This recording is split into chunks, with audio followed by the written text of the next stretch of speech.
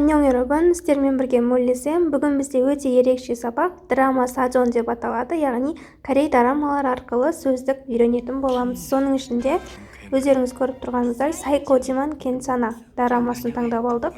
Видеоны соңына дейін қарап, ұнаса лайк басып пікір қалдырудан ұмытпаңыз. Олай болса кеттік. Тамна. 자꾸 탐이 나는 거고 탐나면 가져야지. 탐나. Сонымен тамна, инфинитив формасы тамнада иеленгісі келу, қалау деген мағынаны білдіреді. Қандай да бір затты көріп, ұнатып, өзіңдікі қылғың келген кезде айтылатын тіркес. Мәселен, коммуньонның мункангтен иеленгісі келу, иә? 예쁘네. 탐나. Екінші сөз чесопсо. 재수 없어. Сонымен инфинитив формасы чесу опта беретін мағынасы екеу. Бірінші ылғи сәтсіздіктерге ұшырап жолыңыз болмай қалған кезде менің ақ жолым болмай қойды ғой деген мағынада, екінші қандай да бір нәрсені ұнатпай осыған шыдау мүмкін емес, шыным келеді деген мағынада қолданылады. Екі мағынасында ситуациямен бірге толық талдап көрейік.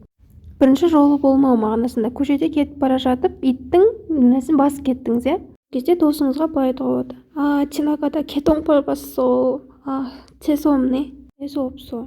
Яғни жолым болмай қойды ғой, сәтсіз нәрселер бола берді ғой деген мағынадағы түсінікті, иә? Біріншісі олай болса, екіншіге көш. Жыны келу, көргісі келмеу, ұнатпау, шыдай алмау деген секілді бірнеше сөзбен аударуға болады екен. Сондықтан түсінікті болу үшін А жағдай және В жағдай деп түсіндіріп көрейік. А жағдайында мектепте балаларды ешқандай себепсіз ұра беретін бір мұғалім бар деге, сол мұғалімді көрген кезде балалар былай айтуы мүмкін: 누구 선생, 정말 재수 없어. Осындай мұғалімге жыным келеді, шыдай алмаймын деген мағынада. В жағдайын қарастырайық. Сіздің досыңыз бір КВНшіге пародия жасап жатыр делік, өзіне жараспай да тұр, ұқсамайды да, қызық та емес. Сол кезде жыныңыз келіп досыңызға: «Я кімане, 재수 없어» деп айтуыңыз мүмкін, яғни доғаршы, көру мүмкін емес деп әрине күліп тұрып айтасыз. Әсіресе өзіңіздің өте жақын, әзіл түсінетін достарыңызға жартылай шындық, жартылай әзіл ретінде айта аласыз, иә? Мысалы мұнкангтеге досының күліп тұрып: «Сен күлмеш, көру мүмкін емес, шыдау мүмкін емес» деп айтқаны. 웃지 마 임마. 재수 없어. 나 오늘 환자한테도 그 소리 들었는데 내가 웃는 게 그렇게 재수 없어? 재수 없게. Үшінші сөз аңмоң.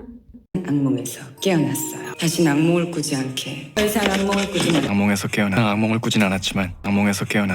Дорамада аңмоң을 먹고 자란 소년 деген ертегі беріледі, осы жердегі аңмоң дегеніміз қорқынышты түс, страшный сон, кошмар деген мағынаны білдіреді. Осы жерде түсіндіріп кететін нәрсе, ак моң деп жазылып тұр, неге аң моң деп оқимыз деп ойлауыңыз мүмкін, ол ассимиляция ережесіне байланысты, яғни буын ішінде к және м әріптері қатар келетін болса, м әріпі к әріпіне әсер етеді де к ың болып оқылады. Төртінші сөзіміз чебаль. 님 제발.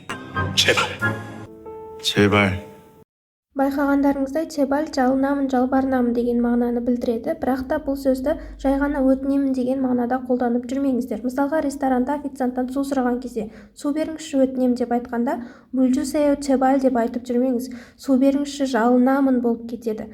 Жалпы кәрістер өтінемін дегенде ао жусею деген формула арқылы, кейде путакею деген сөз арқылы айтылады, бірақ чебальдің мағынасы қатты кеңірек екендігін ұмытпаңыздар. Чебальға қатысты келесі ескертпе: жалынамын деген мағынада қолданғыңыз келсе, міндетті түрде арасын қосып жазыңыз. Егер де арасын ашып жазатын болсаңыз, ол чепаль, яғни менің аяғым деген сөз болып кетеді. Яғни біреуге мысалға жалынам кешірші деп жазған кезде, менің аяғым кешірші болып кетуі мүмкін. Абайлаңыздар.